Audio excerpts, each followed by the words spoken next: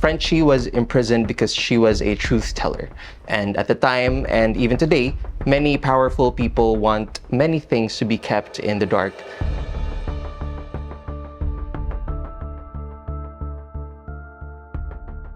Frenchie, or as I call her, Ate Frenchie, is a journalist. She was executive director of Eastern Vista, which is an independent and alternative media outfit based in the Eastern Visayas region. On February 7, 2020, she, Mariel Domiquel, Alexander Abinguna, Mira Legion, and Marisa Cabalhao were arrested in Tacloban City. They were called the Tacloban Five.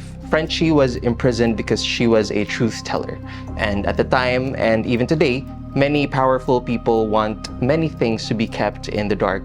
For example, Frenchie revealed in her stories the military operations in Samar Island that found civilian communities bombed, their farmland and their livelihood obliterated. She reported on whole communities having to evacuate their land out of fear of what the military might do to them. And because Frenchie was reporting these, she was targeted. Before the arrest, she noted strange individuals tailing her. Two men on motorcycle were following her. And in another instance, she reported to Alter Media that a man came to her boarding house in Tacloban looking for her. After her arrest in 2020, Eastern Vista's operation was forced to stop. I remember a few months after their arrest, she and her co-accused Mariel Domiquel sent out letters. There was one where she said that there were so many stories inside the jail that she wanted to do a report on.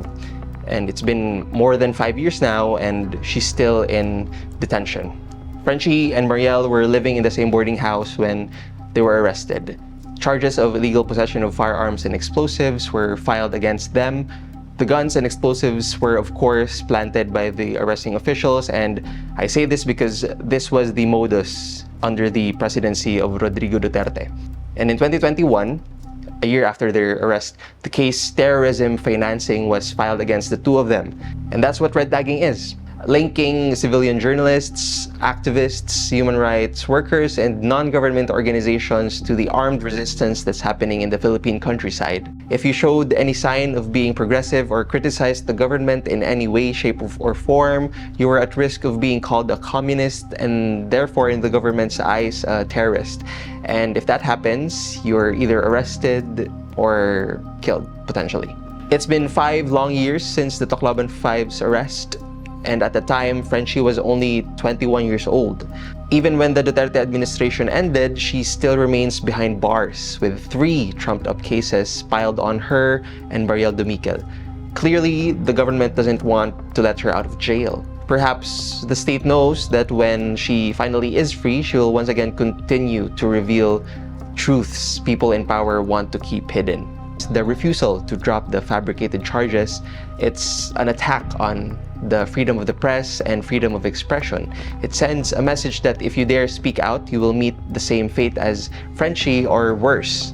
It's a threat to fundamental rights of Filipinos, and that's why Frenchie continues to fight. Being detained under trumped-up charges for so long can definitely wear a person down mentally and emotionally. But of course, Frenchie and Mariel, they haven't given up hope. The support of everyone here in the Philippines and internationally, of course, has definitely boosted their spirits, which they absolutely need because it's expected that the judge will reach a decision on their case this year. I am calling for her immediate release and the dismissal of the cases against the Tacloban Five. As a journalist who followed Frenchie's footsteps, I also call for an end to the attacks on press freedom and free expression, because I believe these are crucial in revealing the plight and demands of marginalized peoples in the Philippines and globally, and I guess much more boldly, address the roots of armed conflict, poverty, landlessness of farmers, all social ills that drive people to armed struggle. Address all of that, because if there's just and lasting peace, then I think there can be genuine freedom and justice for everyone.